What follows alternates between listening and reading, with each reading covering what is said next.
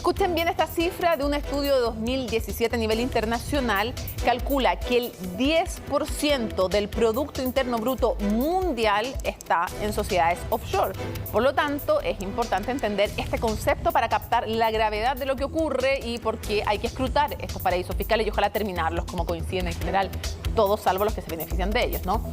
Bueno, las sociedades offshore son empresas abiertas en países o territorios donde los interesados, sus dueños, no viven ni realizan actividades económicas. Estos lugares, entonces, donde se abren territorios o países, son conocidos como paraísos fiscales. Paraísos fiscales, no infiernos tributarios, paraísos fiscales. ¿Por qué? Porque tienen beneficios o exenciones tributarias, o sea, se pagan ellos menos que en el país de origen. Hay facilidades para construir sociedades y también hay privacidad y secreto bancario. Entonces hay una posibilidad en estos paraísos fiscales de a través, como les vamos a contar, de intermediarios, crear estas sociedades o crear estos trusts también que son, en el fondo, en quienes uno confía, trust, confianza, para también encargarse de todo este proceso y al final lo que se logra es la opacidad. Que no sepamos quién o quiénes son los dueños finales de estos bienes, de estas fortunas o de estas sociedades entonces tan complejas. Ahora, es bien importante una cosa, en general hay un consenso a nivel mundial de que para que no sean, aparte de paraísos fiscales, para que no sean lugares donde quienes comercian ilegalmente, quienes, no sé, profitan de actividades ilícitas, puedan esconder fortunas. Para que eso no sea así, entonces es necesario que puedan compartir los países información. Estados Unidos ha sido muy duro con ciertos países como Panamá, por ejemplo, y con otros. Pero atención, porque también dentro de Estados Unidos, y eso es bueno señalarlo, hay territorios como por ejemplo Delaware, algunos lugares del estado de Delaware, Alaska y Dakota del Sur, que tienen también sistemas de paraísos fiscales. Por lo tanto, es bueno que todos los países más poderosos y los menos trabajen por eliminar, y me hago cargo porque es una opinión, los paraísos fiscales, porque hay una desigualdad tributaria y además por la opacidad, lo decía el propio presidente Sebastián Piñera, porque ahí se pueden hacer negocios en estos paraísos fiscales ilegales y por lo tanto es importante que terminen desapareciendo por la injusticia tributaria y por la posibilidad entonces de la opacidad que beneficia a los negocios ilícitos. Vamos a ver entonces de qué se trata esta revelación de los Pandora Papers, por qué ha tenido tanta resonancia a nivel mundial, qué ha descubierto este consorcio internacional de periodistas que trabajan unidos en la colaboración más grande periodística en la historia mundial. Veamos la nota de Orlando Silva. Celebridades, empresarios, monarcas, jefes de gobierno y miles de millones de dólares repartidos en paraísos fiscales. Es la investigación más grande de la que se tenga registro y que reveló cómo algunas de las personas más influyentes y poderosas del mundo esconden sus fortunas. Es un sistema que daña a la gente, que daña al mundo, y es importante que la gente lo sepa. La habilidad de esconder el dinero tiene un impacto directo en tu vida. Afecta el acceso a la educación para tus hijos, a la salud, a un hogar. La investigación, liderada por el Consorcio Internacional de Periodismo de Investigación, incluyó a más de 300 políticos de 90 países que utilizarían estas redes para ocultar su riqueza y evadir impuestos.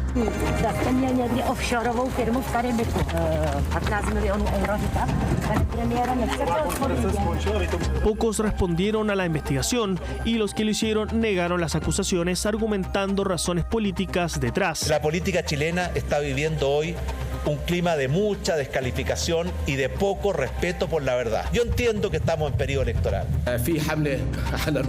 Lamentablemente hay una campaña contra Jordania. Todavía hay gente que quiere sembrar la discordia y crear desconfianza entre nosotros. No tengo nada que ocultar a nadie y no es la primera vez que se ataca a Jordania.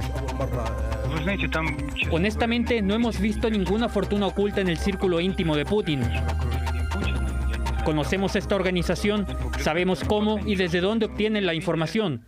La venta de un millonario proyecto minero a un amigo íntimo del presidente Piñera en Chile, el rey de Jordania desviando millones de dólares de ayuda humanitaria internacional, una mansión en Mónaco para una supuesta amante de Vladimir Putin, son parte de lo que contiene los millones de documentos filtrados por periodistas de todo el mundo.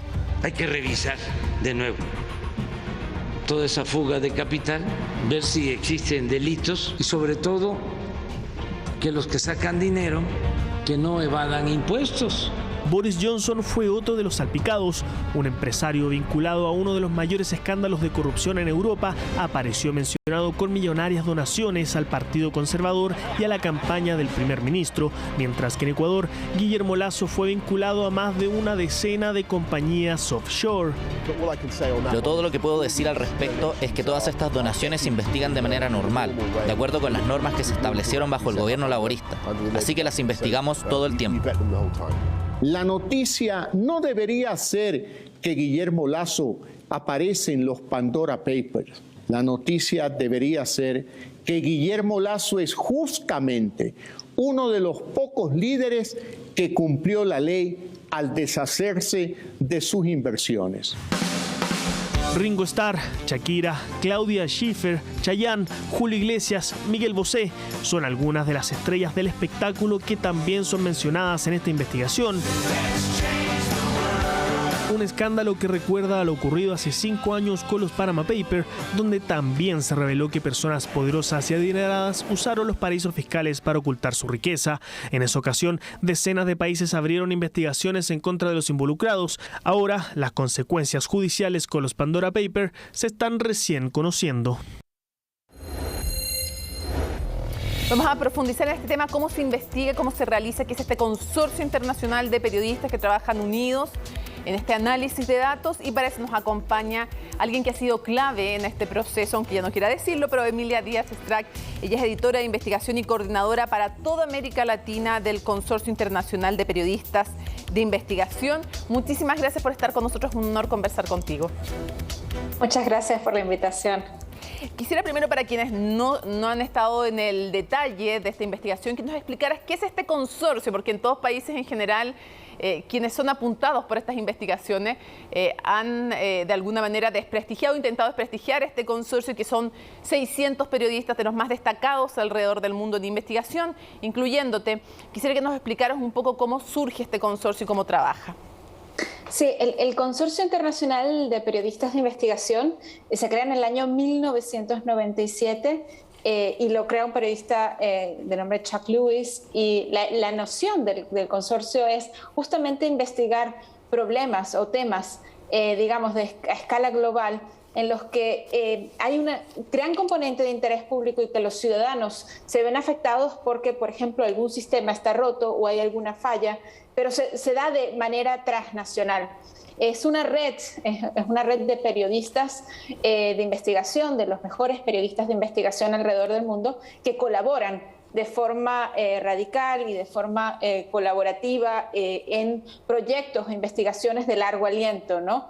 Ha habido investigaciones, por ejemplo, sobre el tema del tabaco, el tráfico de tabaco, los dueños del agua, tráfico de minerales, y luego también una serie de trabajos sobre el tema de investigaciones en paraísos fiscales y el uso de paraísos fiscales, por ejemplo, para ocultar fortunas o reducir impuestos, entre ellas, por ejemplo, la primera que se hizo, Offshore Leaks, y luego siguieron otras como Luxembourg Leaks, Swiss Leaks, Panama Papers, Paradise Papers. También hemos hecho investigaciones sobre el tema de implantes médicos.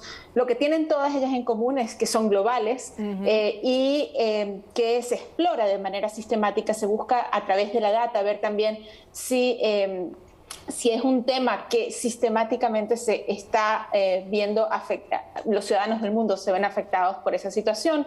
A veces pues incluye componentes ilegales, a veces incluye otros componentes, por ejemplo, con temas de regulación. Y la clave es temas de cuál es el componente del interés público y si los ciudadanos se ven afectados a través de estos temas. Claro. Y si tenemos data suficiente para explorarlos y contamos entonces con la mirada de periodistas de gran cantidad de medios de comunicación que miran a fondo y buscan también data, documentos, fuentes en sus propios países para cruzar la información a través de las fronteras. Estamos hablando de 600 periodistas periodistas, son 117 países, hablamos de medios de distinto tipo, algunos electrónicos, otros escritos. Por ejemplo, claro, muchos pueden conocer a Le Monde, The Guardian, Washington Post, El Expresso en Italia y la Radio France, estamos hablando de BBC. En Chile conocemos también a La Voz, a CIPER, La Nación en Argentina, o sea, de diversos, no, nadie podría decir es de un sector ideológico, es de un tipo de medios, o sea, cruza todo tipo ideológico, todo tipo de medios, intereses, o sea, básicamente tienen en común lo que tú mencionabas. Quisiera preguntarte cómo surge la pista de Pandora Papers y cómo lo trabajaron, que la gente entienda en sus casas cómo trabajan 600 periodistas juntos a lo largo de todo el mundo. Sí, muchísimas gracias. Sí, en efecto, Pandora Papers comienza hace casi 2 años, cuando comienza a llegar esta serie de documentos al Consorcio Internacional de Periodistas de Investigación, y se trata de más de 11.9 millones de documentos o registros, y hablamos de emails, PDFs, imágenes en distintos formatos y estructuras. Y lo que hacemos entonces es valernos, por un lado, el componente humano es central. Estábamos hablando de más de 600 periodistas en 117 países, pero también el poder de la tecnología. Nuestro equipo de tecnología ha desarrollado una herramienta que se llama el Data Share, que permite subir todos esos documentos de manera segura y explorarlos como si uno estuviera en un buscador y cruzar con otras datas y buscar y minar esos documentos, ¿no? Y entonces todos tenemos acceso a esos documentos en paralelo, y luego también tenemos una plataforma digital que permite comunicarnos de manera segura, que se conoce como el Global iHub, y allí pues todos estamos en constante contacto, compartiendo lo que se va encontrando y minando en esos documentos. Eran documentos altamente complejos en estructura, forma, entonces hubo también un gran trabajo de procesamiento de la data, más allá de subirlos y colocar toda la información. Emilia, ¿sí? Sí. Y tú mencionas algo súper importante, una palabra, colaboración. En un medio como son los medios de comunicación, en una sociedad como la que vivimos altamente competitiva, aquí se entiende que hay labores que no se pueden realizar si no es de manera colaborativa. Ustedes, entiendo, yo hoy día participé de un seminario, una reunión que ustedes tuvieron, y los escuchaba atentamente, y entre otras cosas llama la atención que durante 2 años, todos los martes ustedes se reunían, y el que descubre algo lo pone a disposición del resto, y esto es colaboración y es además chequeo entre ustedes mismos. Así es, los colegas, por ejemplo, de distintos países tuvieron reuniones semanales, luego también teníamos reuniones regionales, por ejemplo, y también reuniones globales, ¿no? Y al mismo tiempo, en la medida que la gente va encontrando algo, sube, porque una pista que uno encuentra en un país puede conectar con otro país. Claro. Y a veces, y entonces los documentos cruzan fronteras también, y eso ayuda a una comprensión mucho más profunda de una data que es sumamente compleja. No estamos hablando de novelas de grandes autores, por ejemplo, de América Latina, sino de data financiera, ¿no? Sí. De compañías. Entonces son documentos sumamente complejos, y esa mirada colectiva ayuda a darle sentido a estas investigaciones. Emilia, sí, mucha gente se podría preguntar lo siguiente. Primero, ¿por qué? Sí, ya hemos explicado cómo fue el impacto de esto en una nota que escuchamos previamente. ¿Por qué, si los paraísos fiscales pueden ser legales y los offshore, estas sociedades, también los trusts pueden ser legales según cómo se usen, por qué es tan relevante Pandora Papers? Me gustaría que tú se lo explicaras a quienes nos están viendo. ¿Por qué es tan relevante el trabajo que ustedes realizan? Bueno, es sumamente importante, y hay 2 miradas. Uno, digamos, toda la parte de la legalidad y de esta estructura que es legal, que beneficia a un grupo, es decir, toda la gente que va, ya hemos visto políticos, empresarios, artistas, entre otros, y estamos hablando de dinero que a veces se pierde en impuestos en los países en los que esos personajes hacen sus actividades. Dinero de impuestos que podría ir a hospitales, a programas de educación, que podría ir a fondos de inversión social. Es decir, lo que permiten muchas veces estos paraísos fiscales es reducir el pago de impuestos en algunos países, y son estructuras totalmente legales. Por otro lado, hay un componente que, si bien tenemos toda esta legalidad dentro de los paraísos fiscales, hay otro componente de secretismo. Estos paraísos fiscales son estructuras de secreto, es decir, muchas veces no se conoce quién está detrás de estas compañías, y eso ha permitido también que fondos, por ejemplo, que vengan de casos de corrupción, de narcotráfico, lavado de dinero y otras operaciones que en efecto en esos casos son ilegales, se escondan también en esos paraísos fiscales. Entonces es un sistema en el que conviven una cantidad de situaciones que al final quienes se perjudican también son los ciudadanos. Y quienes tienen la posibilidad muchas veces de generar cambios en cómo de transparencia, en cómo se está monitoreando esas jurisdicciones, son algunos de ellos a veces los mismos usuarios de esos paraísos fiscales. Emilia, y no sé qué opinas tú, pero yo me hago cargo, esta es una opinión mía. Además, creo, yo lo planteaba al comienzo en mi columna, hay un daño a la democracia también, porque muchos dirán, si algunos pocos tienen derecho a esta gimnasia tributaria, en el caso de lo legal, ya veremos lo ilegal, digamos, pero en el caso de lo legal, si algunos pueden disminuir el pago de impuestos, ¿por qué yo, que soy un ciudadano que gano mucho menos, voy a tener que contribuir con mis impuestos reales? Y hay un daño de alguna manera a la democracia, porque los tributos bien entendidos son una igualación en democracia en que todos contribuimos según cuánto ganamos. Sí, en efecto es importante ese tema del tributo, y también cómo el tributo repercute en beneficios sociales para los ciudadanos. Y por eso se entiende que el tributo ayuda a contribuir a igualar socialmente, pero también ayuda a contribuir al desarrollo de un país. Entonces, el dinero que se pierde en esos tributos puede tener impacto directo en los ciudadanos de cada país. Y ahí está también está el tema de la transparencia que tú mencionabas, porque sea legal o no algo, tenemos derecho los ciudadanos a saber qué están haciendo nuestras autoridades, qué están haciendo nuestros líderes, y si son coherentes entre lo que plantean en público con lo que hacen después en privado. Quisiera preguntarte, Emilia, ¿cómo ha sido la reacción? ¿Cómo lo han vivido también los periodistas, la reacción de los gobiernos, de los poderosos frente a estas revelaciones?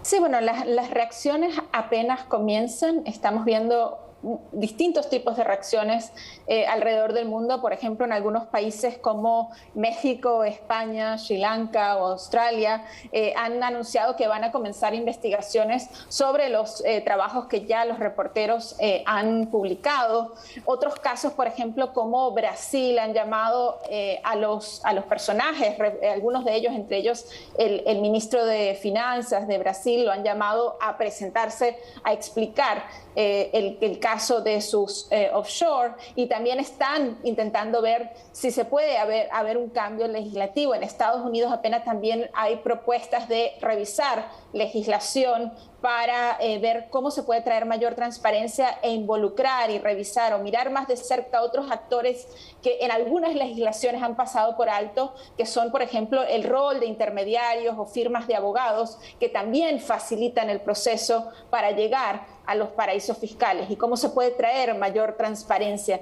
Pero apenas estamos empezando y estamos monitoreando muy de cerca las reacciones que se están dando a escala global. Sí, y ya vamos a hablar luego también del rol de otros países como Estados Unidos, que claro, apunta con el dedo a algunas naciones, pero en su interior tiene sistemas también de opacidad absoluta respecto de la tributación y de las sociedades, además, que se crean. Emilia Díaz-Strack, ha sido un agrado y un lujo conversar contigo. Muchísimas gracias, y en tu nombre también el agradecimiento, creo, de muchos miles, millones de ciudadanos que le damos a periodistas valientes, rigurosos y que trabajan sin muchas veces importar el tiempo que dedican y las consecuencias que luego también afrontan. Así que muchísimas gracias.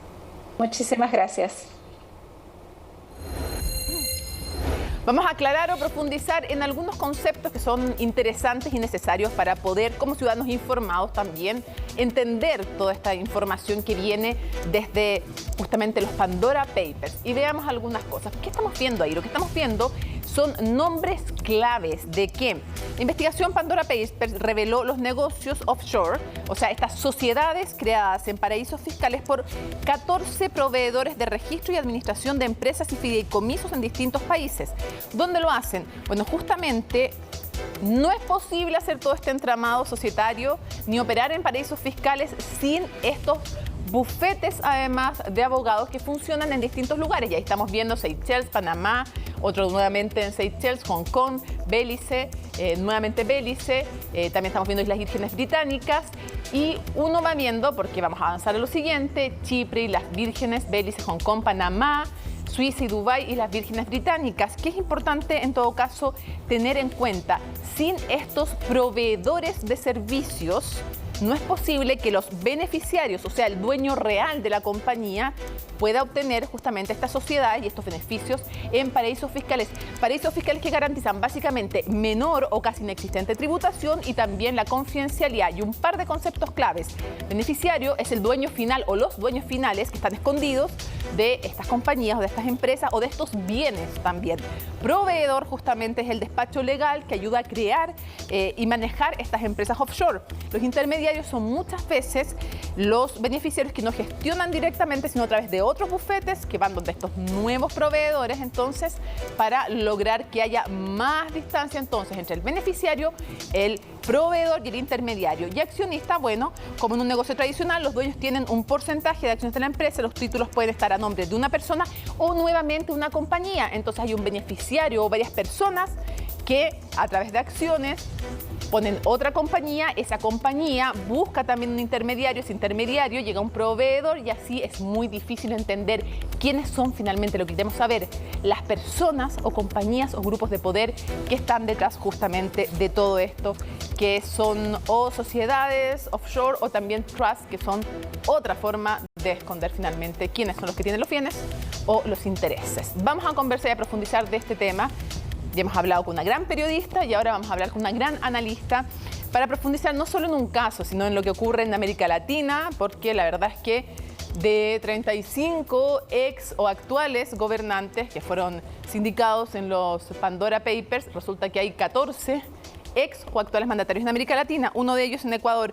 María Paz Gervis, decana de la Facultad de Ciencias Sociales y Jurídicas de la UISEC, nos acompaña y quisiera comenzar preguntándote ¿cómo reaccionaron los medios, cómo reaccionaron los políticos frente a la revelación de estas 14 sociedades financieras opacas, por decirlo de alguna manera, que tenía Guillermo Lasso, el actual presidente de Ecuador? ¿Cómo se reacciona? Porque él también ha hecho una defensa diciendo yo me desprendí de la mayoría de todas estas y en las otras que quedan, la verdad es que no tengo nada que ver. Buenas tardes, buenas noches, Mónica, y a todos quienes nos escuchan. Un gusto para mí estar aquí.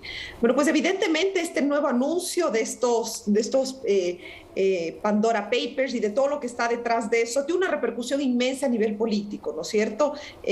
Además llega un momento coyuntural en que el Ecuador se está planteando y precisamente desde el Ejecutivo una iniciativa por un incremento de impuestos importantísima, donde se vería afectada a la clase media casi siempre, también a la clase más alta, pero por sobre todo a la inmensa clase media. Entonces el impacto a nivel político es elevadísimo, pero yo creo que es importante diferenciar el análisis entre lo que es un nivel político y un nivel jurídico y financiero o económico. ¿Y cuál es esa diferencia que harías tú? Porque en algunos países, en algunas veces las revelaciones han tenido efecto solo político, a veces político y jurídico y otras veces también económico. Entonces, ¿cuál es la diferencia de lo que tú crees que va a ocurrir en Ecuador con un presidente que dice la verdad es que yo cumplí con la ley que se creó en la época del correísmo más y yo en verdad me deshice de todo y no tengo nada que ver con las pocas sociedades que quedan? La gente le cree, no le cree, puede tener consecuencias para él en medio además de esta reforma tributaria con mucha gente que puede decir, a ver, ¿y por qué me van a subir los impuestos si nuestro presidente busca formas de pagar menos? Claro que sí. Voy a empezar por lo más fácil, que es el nivel jurídico, ¿no es cierto? Porque ahí no hay mayor discusión.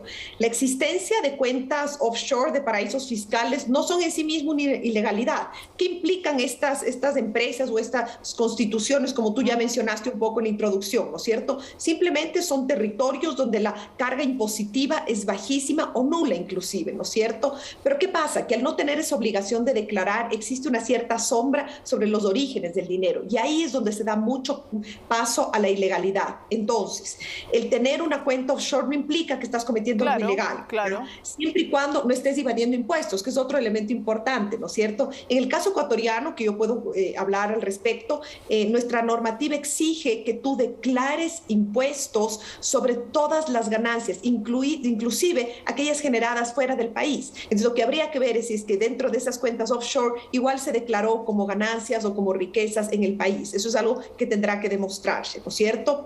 Después, a nivel económico, ¿cuál es el impacto de estas recaudaciones? Hay varios estudios que se refieren, pero ninguno nos deja ver, por la falta de cifras, sobre todo en el caso ecuatoriano, y por la baja carga impositiva, nos deja ver exactamente cuál es el impacto de esto, ¿no es cierto? Y vámonos a la parte política, que quizás es la más compleja y donde no me atrevo a decir qué va a pasar, pero podemos al menos anticipar algunas variables que son reales. En primer lugar, voy a ser de abogada del diablo, que es lo que más nos gusta muchas veces a los profesionales del derecho, y plantear, si tú tienes mucho dinero lícito, tú has trabajado y has hecho una fortuna, y tienes un país, vives en un país que adoras, que es tu país, pero resulta que es un país con una inseguridad jurídica altísima.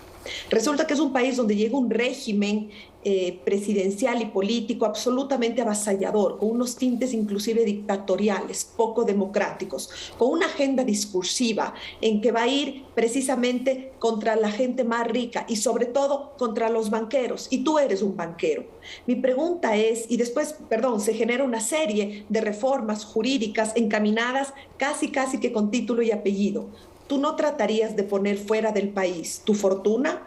A ver, la mayor parte de nosotros no tenemos fortuna, entonces estas discusiones no están en nuestro imaginario cotidiano, ¿verdad? Pero creo que a partir de ahí tampoco podemos satanizar una acción, considerando que la normativa ecuatoriana sí establece que quien sea candidato a la presidencia de la República no puede contar con dinero en los paraísos fiscales. ¿Qué hizo el presidente de la República, Lasso, en aquel entonces ciudadano y candidato? Dijo, ok, yo tengo. A partir de ahora los elimino, yo no sé cuál es realmente cómo los haya modificado, pero ya no tengo. ¿Ya? En derecho todo se deshace como se hace. Me deshago de estos paraísos fiscales. María Paz, ¿me permites interrumpirte para hacer una pregunta? Por favor. Él ha dicho, y lo comentamos al comienzo, cuando introducíamos el programa, no es ilegal de por sí, a menos que estés involucrado en una actividad ilícita o que no lo hayas declarado en tu país de origen. O que, como tú decías, hayas evadido y no solo eludido impuestos. Él ha dicho, no hay nada ilícito, yo no estoy metido en ningún negocio ilícito, yo además cumplí con la normativa porque cuando ya decidí ser candidato, fin a toda mi participación en paraísos fiscales. Entonces, la pregunta es, ¿qué tan conocido era que el presidente Guillermo Lasso tenía estas sociedades? ¿Era de público conocimiento o no en el país? Y si tiene alguna repercusión política, ¿cuál sería entonces? No sé, que se descubriera que no eliminó todo, ¿qué podría ser? A ver, en campaña esto salió a la luz y se hizo estas declaraciones, con lo cual tampoco es tan sorprendente. Pero ¿qué pasa? Que no termina ahí. Yo creo que para que no quede ningún halo de duda ni ninguna sombra sobre ilegalidad, porque tampoco vamos a santificar a los paraísos fiscales. ¿Por qué es que son tan cuestionados? ¿Por qué suenan a mala palabra? Porque entonces dentro de estas figuras ciertamente sombrosas, lo que cabe con frecuencia es el ocultamiento de dineros ilícitos, ¿no es cierto? Con frecuencia lavados de activos, dinero fruto de la corrupción. Por eso es que también buscan estos dineros mal habidos ocultarse. No es solo no pagar impuestos o pagar menos impuestos, es esconderse. Entonces, lo que sí es importante aquí es la transparencia. Yo creo que los órganos judiciales tienen que hacer su trabajo. Todo esto se tiene que comprobar, la licitud y la carga impositiva que haya generado estos dineros. Políticamente, ¿qué puede pasar? Que cae muy mal. Que cae muy mal en un momento donde tenemos el 70% de la población económicamente activa en el desempleo o en la informalidad. Esto es dramático. Lo que se está viviendo en el Ecuador es una pobreza monstruosa, donde se han incrementado las diferencias de clase social, donde tenemos muchísima migración, donde tenemos muchísima mendicidad por todos los factores de conocimiento público, ¿no es cierto? Donde se hace una propuesta de carga impositiva elevadísima, que digo, para nosotros, profesores, quienes estamos en la docencia, vemos esos números y decimos, Dios mío, ¿cómo voy a pagar tantos impuestos? ¿No es cierto? Pero entiendes en esa primera reacción de que te escandalizas, pero pasan 10 minutos, lo revisas con tu esposo las noches, nos fregamos este año con tanto impuesto, pero tenemos que hacerlo, porque hay que arrimar el hombro, porque claro, somos empleados, pero tenemos empleo, y eso ya nos convierte en privilegiados, y tú como ciudadanía asumes este discurso, y entonces por ahí mirar que estas clases súper privilegiadas, fruto del trabajo honesto, seguro, presumamos la buena fe, yo creo que es así, pero que tuvieron estos privilegios nuevamente para poder salir del país, cae mal, claro, y no sé cuál sea la consecuencia, pero como mínimo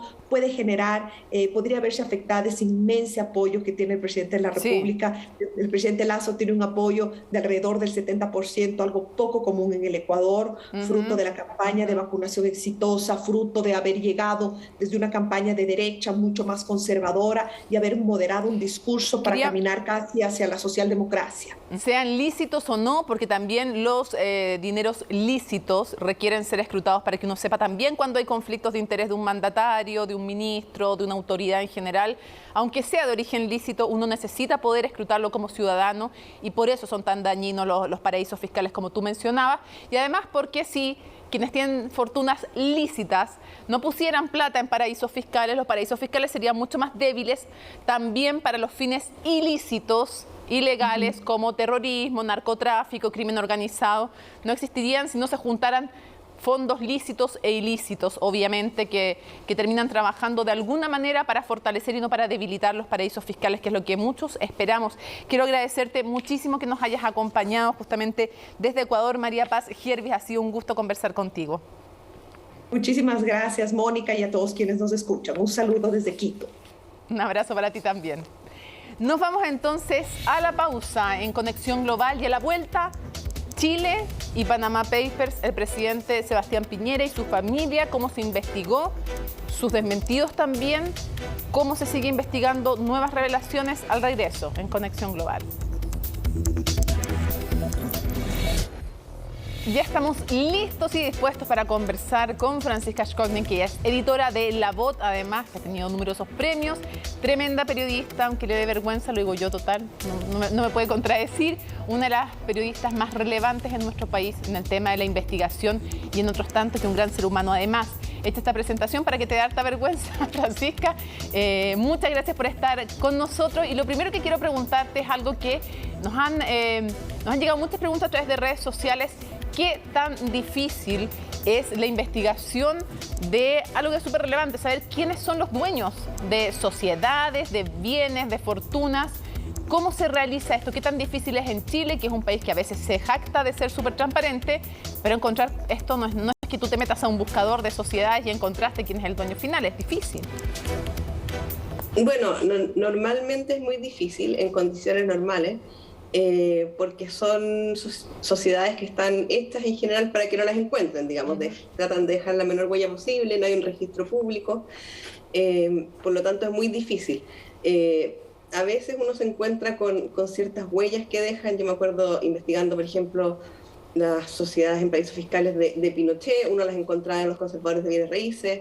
En el caso de Piñera, hace algunos años encontramos una en el archivo judicial, dejando huella en otro documento, pero en el caso de Pandora Papers, la gracia es que es una filtración, digamos. Entonces, hay alguien que hace llegar al Consorcio Internacional de Periodistas de Investigación estos casi 12 millones de documentos, y lo pone a disposición el consorcio de los periodistas, de estos 600 periodistas en todo el mundo, para que cada uno realice las búsquedas que tengan interés periodístico en sus países. Entonces, eso permite levantar un velo que en condiciones normales es muy difícil de visualizar, porque está hecho para ocultarse, digamos.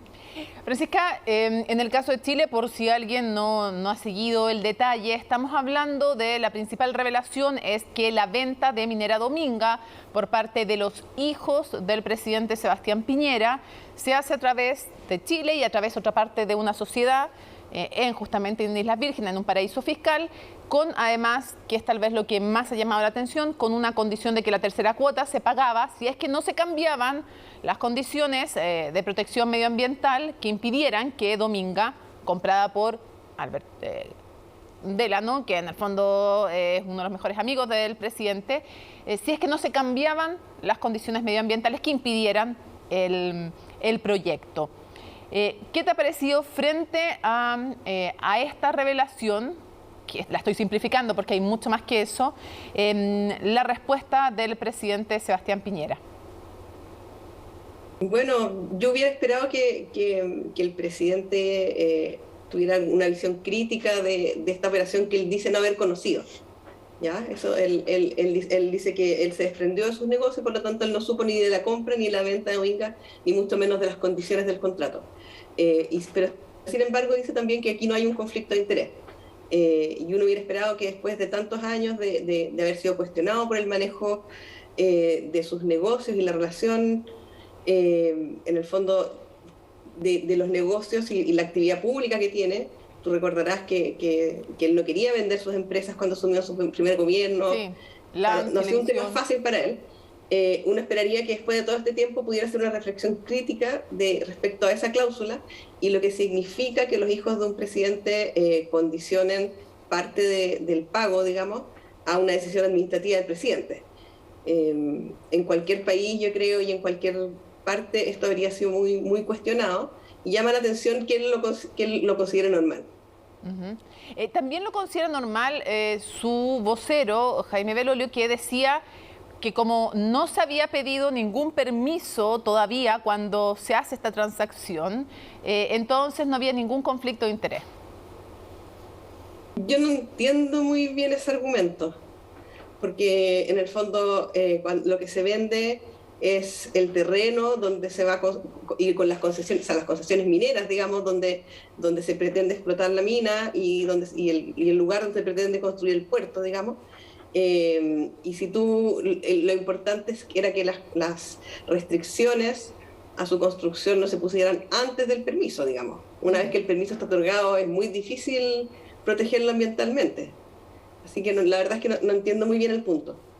Otra de las cosas que ha dicho el gobierno, Francisca, es que esto ya fue investigado por el Ministerio Público, por el fiscal Manuel Guerra, y que los tribunales sobreseyeron de toda eventual responsabilidad al presidente de la República y que además todos los antecedentes eran conocidos desde que Bío Bío y también el desconcierto en otras investigaciones lo dan a conocer. ¿Cuál es la respuesta que ustedes como equipo dan a eso? Yo suelo responder con una pregunta. Mónica, periodista bien informada de televisión, ¿tú lo conocías esto? No, la verdad que el detalle, sobre todo la tercera cláusula, no tenía claridad ni de la profundidad ni otros antecedentes que ustedes dan. No tenía claridad de profundidad y sobre todo no sé efectivamente, hay un tema allí de cuánto se investigó y cuánto se quiso investigar. Lo que pasa es que la investigación de Bío Bío, que gatilla la querella contra Piñera, es la que está mencionada en el reportaje. Parte con eso, ese es el hilo de la historia. Ahí fue cuando nos enteramos de que Piñera había sido, la familia Piñera había sido dueña de Dominga originalmente. Luego viene esta investigación que se fusiona con la investigación por Exalmar. Y finalmente aparece esa nota de Bío Bío en que, no sé, en el párrafo 30 de la nota más o menos hay una mención a la cláusula, pero en que no se repara que hay un conflicto de interés, como si se dijera, bueno, y se estableció que esto se iba a pagar en 3 cuotas y de esta forma. Lo que ha sorprendido es conocer el documento del contrato, el que se haya hecho en las Islas Vírgenes. Se construyó un esquema societario para hacerlo específicamente allá, digamos, tanto por el lado de los vendedores como del comprador, que era Delano. Y por lo tanto, en la sorpresa general que hay ahora, denota que no era conocido, digamos. Ahora, la nota original de la Bío Bío menciona que este documento lo tiene el fiscal Guerra, lo tuvo el fiscal Guerra, digamos, pero la nota era exactamente para hacer notar aquellas cosas que el fiscal Guerra no había investigado, digamos, que había dejado pasar. Por lo tanto, no sabemos exactamente si es que el fiscal Guerra lo consideró relevante o no, si es que hizo alguna diligencia al respecto. Pero mi punto más importante, la verdad, es que nosotros no ponemos el énfasis del reportaje en el asunto legal. Nosotros ni siquiera sugerimos que aquí puede haber un delito. Ni siquiera hablamos con abogados como para preguntarle, bueno, ¿qué tipo de delito puede puede configurarse acá. Nosotros creemos que más allá de si esto fue legal o no, hay un conflicto de interés, ¿ya?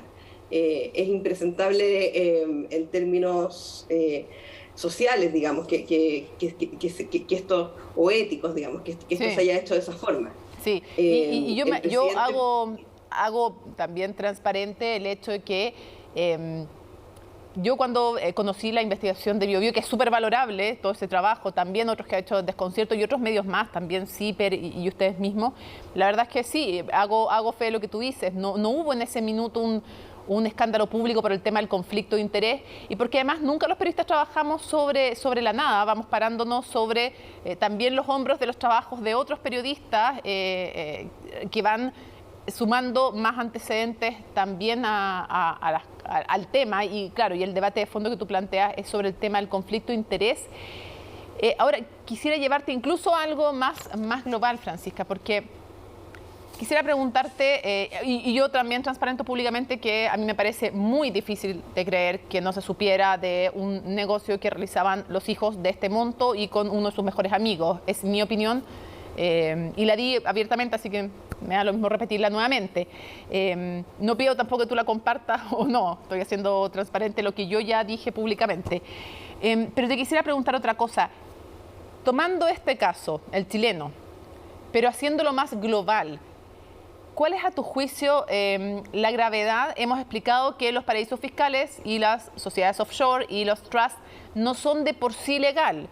Si tú las declaras en tu país y si no están vinculados, que es el caso, este caso no está vinculado ni a tráfico de drogas, ni a terrorismo, ni nada de eso. Entonces, que muchas veces son legales. Si no quiere decir que de por sí, lo hemos explicado largamente en el programa, sean ilegales. Pero la pregunta es, a tu juicio, ¿cuál es la gravedad de lo descubierto en este y en otros casos, desde el punto de vista de la transparencia, de la democracia, de los tributos, de la desigualdad, sobre todo en el continente de América Latina? Bueno, aquí uno podría citar al mismo presidente sus palabras en Ecuador, cuando abogó porque desaparecieran los paraísos fiscales, porque ahí se producen actividades oscuras, digamos. No hay una justificación clara que no sea ocultar la propiedad de las sociedades o pagar menos impuestos o esconder alguna transacción que justifique realmente el uso de paraísos fiscales, digamos. Por eso hay una gran presión internacional por aumentar los niveles de transparencia y en el caso del Consorcio Internacional de Periodistas de Investigación por mostrar el volumen de transacciones que existen. Y en el caso de los tres presidentes que nombraste, que son el de Chile, el de Ecuador y el de República Dominicana, ninguno de los tres casos lo que se cuestiona es el origen de los fondos, digamos. Los tres son empresarios, gente que tenía dinero conocido, digamos, sino que estando en el poder mantengan esas inversiones y no se hayan dado a conocer públicamente, que es algo que es un estándar como mínimo que se exige a los gobiernos hoy en día, digamos. En el caso de Piñera ya se conocían, pero como tú mencionaste como tú misma mencionaste recién, se conocía por una serie de investigaciones periodísticas de distintos periodistas en distintos medios que hemos ido armando como el cuadro de lo que no se ve de los negocios de Piñera, digamos. Y eso ha tenido algún efecto. Yo no sé si han sido las investigaciones periodísticas chilenas o los casos como Panama Papers, pero otra cosa que se comprueba en Pandora Papers es que Piñera fue cerrando esas sociedades en paraísos fiscales. Él llegó a tener 4, o sea, de la familia, pero sin contar esto de Minera Domingo, porque eso fue, ahí ellos son parte de una sociedad que tenía un 33% de la propiedad, digamos. Sí, pero había otras 4 sociedades en paraísos fiscales que eran familiares de los Piñera, digamos, y que abrió Sebastián Piñera antes de él ser presidente y cuando manejaba directamente sus negocios.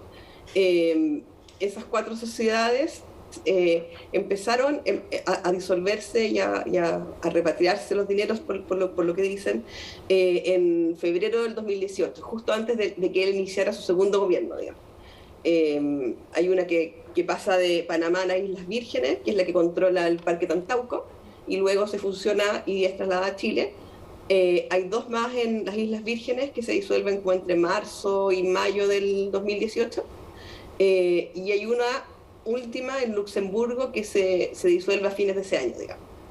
Eso me hace pensar, digamos, que por lo menos hay un avance respecto al presidente Piñera de entender que los estándares hoy día son otros, digamos, en cuanto a transparencia y entrega de información, y por lo tanto una buena señal además para un presidente es que tenga la plata en el país, o por lo menos que la maneje desde el país. Sí. Quiero cerrar con algo muy breve, si nos puedes resumir, para desmitificar algunas cosas. Ustedes nunca cuestionaron si se pagaron los impuestos de la venta de Dominga. Lo que viene en una segunda parte de la investigación de la VOT es si este dinero que reciben los 4 hijos del presidente Sebastián Piñera, si han tributado el impuesto de donación en vida, porque evidentemente ellos mismos reconocen que viene de una donación de sus padres y del interés de ese trabajo financiero que se hace después. ¿Hay algún antecedente que permita saber si se han pagado o no los impuestos? Y por último, para cerrar, ¿vienen o no vienen más revelaciones respecto de Chile?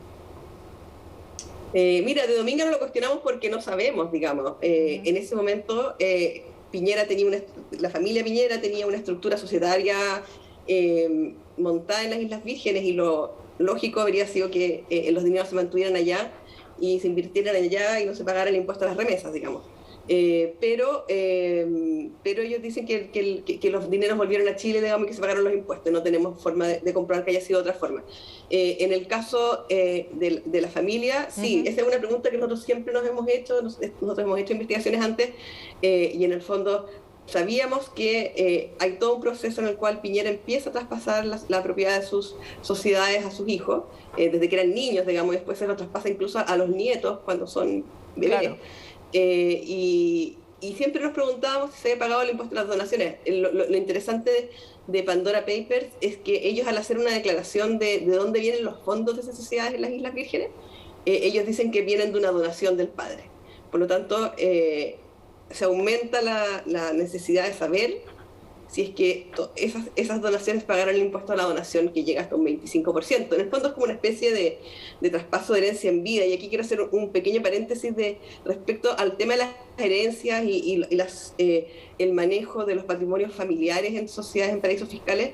Yo sé que esto no es muy popular lo que voy a decir, pero las herencias son una forma estructural de mantener la desigualdad, digamos, de que la plata del 1% más rico se mantenga dentro del 1% más rico, pasándose a padres a hijos sin que los hijos tampoco hayan hecho nada por generarla, digamos. Y hay expertos en desigualdad que sostienen que eso es algo que debiera cambiar, o que el impuesto a la herencia debe ser más grande. Si además no se paga o se traspasa en vida sin pagar impuestos, el impacto es aún mayor, digamos. Claro.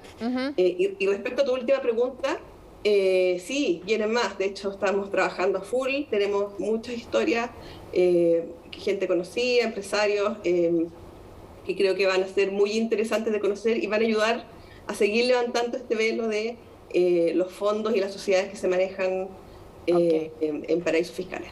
Vamos a seguir muy atentos entonces. Francisca, tú lo mencionabas, el tema de la herencia es un tremendo tema. No hay consenso sobre eso. Algunos piensan lo que tú mencionabas, otros piensan que es legítimo que uno puedan pasarle de padre a hijo sus herencias, pero en lo que sí hay consenso, o debiera haberlo, es que se paguen los impuestos que correspondan. En eso sí no puede haber discusión, ni siquiera ética, menos legal. O sea, que se pague lo que se tiene que pagar si es que tú entregas en vida. Y esa es una pregunta entonces todavía pendiente. El gobierno hasta ahora ha dicho que han pagado todos los impuestos, pero evidentemente ese es un nuevo tema para conversar. Vamos a seguir súper atentos entonces a todas las revelaciones en la VOT, en CIPER y en estos 615 periodistas que han trabajado a nivel mundial. Muchísimas gracias. Muchas gracias, hasta luego. Se nos fue volando el tiempo, así que solo cierro diciendo que nos vemos en un nuevo Conexión Global.